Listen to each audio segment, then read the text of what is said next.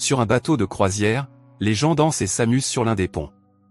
Les stewards servent des boissons aux invités et une belle chanteuse interprète une chanson d'amour. Une adolescente est assise à une table et joue avec un puzzle de lettres. Elle arrange les lettres pour écrire « Je m'ennuie beaucoup ». Peu après, le capitaine du navire s'approche d'elle et l'invite à danser. À proximité, un homme apparaît soudain et tire un levier. Un câble d'acier, tendu autour du pont, traverse l'espace à une vitesse incroyable, coupant tout sur son passage. L'espace d'un instant, tout le monde se fige. Puis les corps se séparent littéralement en deux. Au milieu de ce chaos se tient la petite fille, serrée contre le capitaine. Lorsqu'elle lève les yeux pour regarder le capitaine, elle voit une partie de sa tête tomber sur le sol. Le silence tombal du navire est brisé par le cri perçant de la petite fille. Des années plus tard, une équipe de sauvetage remorque une barge pétrolière flottante. La coque de la barge présente une grave brèche et se remplit rapidement d'eau. Le capitaine ordonne à son équipage de détacher la barge, craignant qu'elle ne fasse couler leur navire, mais une femme décide de ne pas le faire. Elle s'habille et descend dans le trou pour réparer la fuite. Deux autres garçons la suivent pour l'aider. Ils parviennent à sauver la barge et à la ramener au port. Plus tard, ils sont assis dans un bar pour fêter la bonne paye et porter un toast à la mer. Soudain, un étranger s'approche d'eux. Il se présente sous le nom de Jacques et demande à parler en privé avec le capitaine, mais ce dernier n'a aucun secret pour son équipage, alors Jacques raconte son histoire à tout le monde. Il raconte qu'il est pilote de patrouille météorologique et qu'il surveille les conditions dans la baie. Il y a un mois, alors qu'il survolait la zone, il a repéré un paquebot. Il l'a contourné 3 fois et a tenté d'établir un contact radio, mais n'a obtenu aucune réponse. Le capitaine demande un moment pour en discuter avec l'équipage. Après une brève discussion, il décide de poursuivre le mystérieux navire. Il propose à Jacques 10% et celui-ci, bien qu'hésitant, accepte, mais seulement s'il peut les accompagner. Le navire de sauvetage part à la recherche du navire disparu, mais soudain, l'assistant du capitaine l'aperçoit sur le radar, mais il disparaît en un instant. Ils appellent le capitaine sur la passerelle et, ensemble, ils observent les relevés tandis que le paquebot apparaît et disparaît, comme s'il les narguait. Ils allument le projecteur de la proue et tentent d'établir le contact, mais ils n'obtiennent aucune réponse. Soudain, un énorme navire se matérialise juste devant eux et le remorqueur le percute à pleine vitesse. Lorsqu'il vérifie le paquebot, le capitaine est stupéfait de découvrir qu'il s'agit de l'Antonio Grazia, un navire disparu le 21 septembre 1962 sans aucun signal de détresse. Les plus sceptiques avaient espéré le retrouver, mais aucun n'y est parvenu. Après l'accostage, l'équipage débarque sur le pont du paquebot, laissant Jacques et Greer sur le remorqueur. Alors que l'équipage commence son exploration, le capitaine Murphy l'invite à la prudence. Le navire rouille depuis des décennies et les planchers peuvent être instables. Alors qu'ils poursuivent leurs recherches, ils entendent le tic-tac étrange d'une horloge murale et un jouet en lettres sur une table voisine indique « Bienvenue à bord », bien que l'équipage ne l'ait pas remarqué. La jeune fille demande à Murphy combien de personnes se trouvaient à bord, et il répond qu'il y avait environ 600 passagers et 500 membres d'équipage, la haute société et les personnes les plus riches de l'époque. Pendant ce temps, Greer tente de contacter l'équipage par radio, mais il n'entend que des interférences. Alors que les sauveteurs trouvent l'entrée de la passerelle et s'efforcent d'ouvrir la porte, un membre de l'équipage tombe au sol. Epps parvient à le relever juste à temps. Elle aperçoit alors une petite fille dans les escaliers qui disparaît rapidement, laissant Epps douter qu'elle soit le fruit de son imagination. Sur la passerelle, il découvre que tous les systèmes de navigation sont en panne et que les réservoirs de carburant sont vides. Le capitaine Murphy leur propose de retourner à leur navire pour se reposer et de reprendre le remorquage à l'aube, ce que l'équipage accepte. De retour sur le navire, Epps se tient sur le pont et pense encore à la petite fille qu'il a vue plus tôt. Le lendemain matin, l'équipage plonge dans l'eau pour inspecter la coque du navire. Il découvre une importante fuite qui s'étend jusqu'à la structure principale du navire, probablement causée par l'impact du paquebot avec les rochers. Ils n'ont que 3 jours pour la réparer avant que le courant ne pousse le navire vers les récifs voisins. Après avoir élaboré un plan de réparation, l'équipage se met au travail. Santos se dirige vers la salle des machines. Dodge et Main se rendent dans la soute arrière. Murphy et Greer inspectent la zone, tandis qu'Epps et Jacques explorent la proue. En enquêtant, Epps et Jack découvrent une pièce avec une piscine. Pendant ce temps, Murphy trouve la cabine du capitaine. Au même moment, Dodge et Main atteignent la cale, mais celle-ci est complètement inondée. Pendant ce temps, Epps et Jack se dirigent vers la buanderie, qui mène à la cale avant. Ils luttent pour ouvrir une lourde porte scellée, et lorsqu'ils y parviennent enfin, un déluge d'eau les submerge. À leur grande horreur, l'eau n'est pas la seule à jaillir, des corps flottent également. À en juger par leur état, ces personnes sont mortes il y a environ un mois.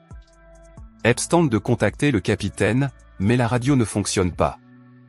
Il se rend compte qu'il faut appeler les gardes-côtes et sortir de là, mais lorsqu'ils essaient de repasser par les portes par lesquelles ils sont entrés, ils les trouvent fermées. N'ayant pas d'autre choix, ils traversent l'eau pleine de cadavres, à la recherche d'une autre issue. Ils finissent par trouver une issue. Dans l'une des pièces, Jack voit une voiture dont il a toujours rêvé, mais Epps insiste pour qu'il parte. Soudain, quelque chose attire son attention. Il s'approche d'une pile de sacs et les écarte pour y découvrir une nuée de souris. Sous les souris, elle trouve des lingots d'or. Enthousiasmée par sa découverte, elle réessaie la radio. Cette fois, elle s'anime, mais au lieu d'une réponse normale, une voix étrange l'appelle par son vrai nom et lui dit d'aller vers les réfrigérateurs. Lorsqu'elle entre, les sacs suspendus à l'intérieur s'animent soudain et l'attrapent. Terrifiée, elle quitte la pièce en courant, avant de se rendre compte qu'il s'agit d'une farce de Dodge et Main. Furieuse contre les garçons, elle les informe de la découverte des corps et des lingots d'or. L'équipe se rassemble dans une pièce où elle ouvre les caisses, révélant que chacune d'entre elles est remplie de lingots d'or. La quantité d'or trouvée est stupéfiante, avec une valeur potentielle de 2 cents à 300 millions de dollars. L'équipage est ravi, mais les lingots n'ont pas de numéro de série, ce qui suggère qu'ils ont pu être volés et qu'ils pourraient être la clé pour comprendre ce qui est arrivé au navire. Les cadavres frais sont également une source d'inquiétude. Ne voulant pas rester plus longtemps sur le navire, ils décident de prendre l'or et d'abandonner le paquebot. Ils chargent l'or sur le remorqueur et se préparent à prendre la mer. Santos rassemble ses outils après avoir terminé les réparations du moteur. Pendant qu'il travaille, le robinet d'une bouteille de gaz située à proximité s'ouvre soudain tout seul. Le compte à rebours est presque terminé. Pendant ce temps, la Ghost Girl apparaît sur le paquebot, voyant que le remorqueur est sur le point de démarrer ses moteurs. Elle crie de s'arrêter et Epps la voit et l'entend, mais il est trop tard pour arrêter Santos. La jeune fille disparaît brusquement. Quelques secondes plus tard, le remorqueur explose et coule. Epps plonge dans l'eau et parvient à sauver Greer, mais Santos est tué dans l'explosion. De retour sur le paquebot, l'équipage est en état de choc et tente de comprendre ce qui vient de se passer. Ils s'en prennent à Jack, le rendant responsable de la catastrophe, mais Epps intervient pour mettre fin à la bagarre. Epps commence à formuler un nouveau plan pour les sauver. Ils doivent réparer le paquebot, contourner les îles qui s'approchent et espérer être retrouvés et secourus. Après un débat houleux sur la faisabilité de ce plan, tout le monde accepte de le suivre, à l'exception de Greer. Accablé de colère et de frustration, Greer s'en va seul. Murphy retourne dans la cabine du capitaine et prend une bouteille d'alcool. Pendant ce temps, Epps trouve une petite fille nommée Cathy dans les registres des passagers. C'est elle qu'il ne cesse de voir. Epps part à la recherche de Cathy. Soudain, toutes les portes du couloir se ferment d'elles-mêmes, sauf une. La jeune fille entre dans la pièce et se rend compte qu'il s'agit de la cabine de Cathy. En ouvrant l'armoire, elle découvre le corps de la jeune fille suspendue à l'intérieur. Pendant ce temps, Greer, ivre, assiste à la restauration magique de la salle de bal, telle qu'elle était 40 ans auparavant, avec l'apparition de personnes élégamment vêtues. Penché sur le bureau du capitaine, Murphy voit soudain une bouteille à moitié vide se mettre à bouger. Levant les yeux, il voit avec horreur le capitaine du navire en face de lui, qui lui verse de l'alcool et le lui offre. Au milieu de la fête, Greer est lentement abordé par Francesca, qui l'invitait à danser. Réalisant que tout cela est dans sa tête et que la trahison avec un fantôme ne compte pas, il cède à la tentation de Francesca. Epps examine le corps et en extrait un médaillon. À l'intérieur se trouvent 2 photographies. Soudain, une voix lui parle de dos. C'est Cathy, qui demande de ne pas fermer le médaillon car les photos sont celles de ses parents, qu'elle n'a pas vues depuis 20 ans. Pendant ce temps, Murphy parle au capitaine, qui lui raconte l'histoire du bateau, qui était déjà en train de couler quand Antonio Gratz l'a trouvé et sauvé. Sur les photos, Murphy voit les boîtes d'or qu'il avait trouvées avec l'équipage. Le fantôme explique qu'il était sur le Lorelei et qu'un seul membre de l'équipage a survécu. Le capitaine tend une photo à Murphy, qui change d'expression lorsqu'il la prend. Après la conversation avec le capitaine, Murphy tente de retrouver Epps pour tout lui raconter. Cependant, près de la piscine, il rencontre le fantôme de Santos, qui tente agressivement de le tuer. Greer est maintenant complètement sous l'emprise de Francesca. Croyant Murphy devenu fou, l'équipe l'enferme dans l'aquarium et part à la recherche de Greer, mais ne trouve aucune trace de lui. Epps admet avoir vu les fantômes et que l'un d'entre eux, Katy, leur a dit qu'il devait s'échapper. Après avoir discuté de leurs options, ils décident de revenir à leur plan initial et de réparer le vaisseau. Mandé, Epps et Dodge plongent dans les cales inondées pour colmater la fuite. Ils parviennent à la réparer, remontent à bord et démarrent les pompes pour commencer à évacuer l'eau. Mais le courant est trop fort et ils doivent ajuster leur cap à l'aide du gouvernail. Epps décide de repartir à la recherche de Greer. Katy réapparaît. Lorsqu'Epps s'approche d'elle, il recouvre le cadavre d'un jeune homme tombé d'en haut sur des pointes de fer et pour lequel il n'y a rien à faire. Dodge et Mandé contrôlent l'extraction de l'eau. Soudain, une des pompes s'arrête de fonctionner et ils se rendent compte qu'elle est bouchée. Après un jeu de pierres, de papier et de ciseaux, Mandé fuit et plonge dans l'eau pour voir ce qui ne va pas. Epps examine la scène de la mort de Greer. Soudain, Katy s'approche d'elle et lui pose la main sur l'épaule, voulant lui montrer ce qui s'est passé cette nuit-là. Parmi les morts, elle voit aussi Jack, ce qui la choque. De retour à la réalité, Epps se précipite vers Murphy, mais il est trop tard. L'aquarium est maintenant plein d'eau et Murphy est mort. Une photo de Jack lui tombe des mains. Epps retrouve Dodge et lui annonce que Murphy est mort et qu'ils doivent d'urgence s'échapper du navire. Il explique qu'ils ne sont pas en vie par hasard, mais qu'ils ont été amenés ici spécialement pour réparer le navire. À ce moment-là, Jack entre sur la passerelle, apportant lui aussi la nouvelle de la mort de Murphy. Laissant les garçons ensemble, Epps leur demande de se surveiller mutuellement pendant qu'elle retrouve Mandé et vérifie les soudures. Pendant ce temps, Mandé tente de trouver la cause du blocage, mais ses nageoires se prennent soudain dans les engrenages et il est entraîné dans ceux-ci. Epps arrive aux pompes et constate que l'eau pompée est ensanglantée. Il se rend compte que Mandé est mort. Jack tente d'échapper à Dodge, qui veut chercher Epps.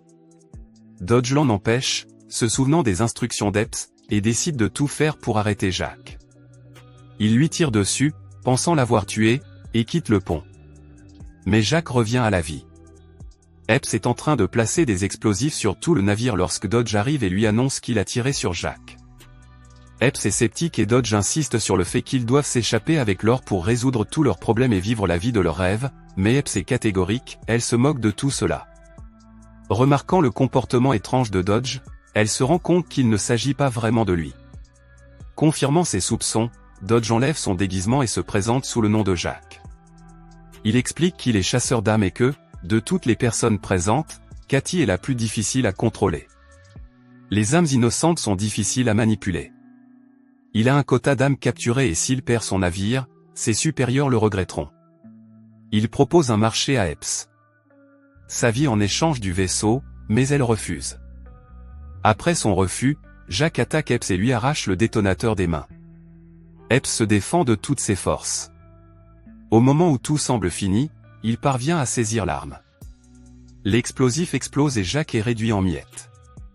Le bateau de croisière coule. Epps tente désespérément de s'échapper du bateau qui coule et Katy apparaît pour lui montrer le chemin de la liberté. Sortant de l'eau, Epps voit toutes les âmes libérées monter au ciel. Quelques jours plus tard, Epps est retrouvée par un autre bateau de croisière. Elle est secourue et ramenée sur le rivage. Assise dans l'ambulance, elle est horrifiée de voir des caisses d'or familières être chargées sur un navire par des hommes qui ressemblent étrangement à son équipage décédé, et parmi lesquels se trouve Jack. Epps commence à crier, mais les portes de l'ambulance se referment.